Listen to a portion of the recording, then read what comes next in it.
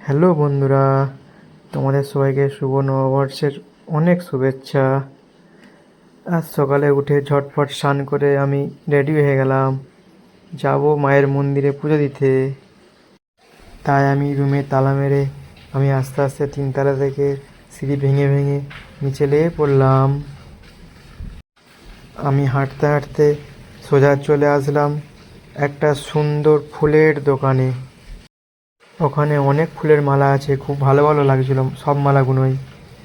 আমি ওখান থাকতে পছন্দ করে একটা মালা নিয়ে নিলাম দাদার কাছ থেকে। ওখান থেকে নিয়ে আমি সোজা গেলাম আরেকটা দোকানে। ওখান থেকে পুজোর জন্য কিছু জিনিস নিয়ে নিলাম। দুটো জিনিস নিয়ে একসঙ্গে আমি হাঁটতে হাঁটতে চলে গেলাম মায়ের মন্দিরে।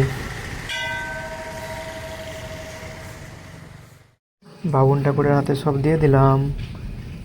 বাবুন ঠাকুর আমার নাম গোত্র জেনে পুজো স্টার্ট করে দিল। এরপর আমাকে প্রদীপ আর ধূপটা বললো, তুমি ওখানে জেলে দিয়ে এসো, এসে আমার কাছে বসো।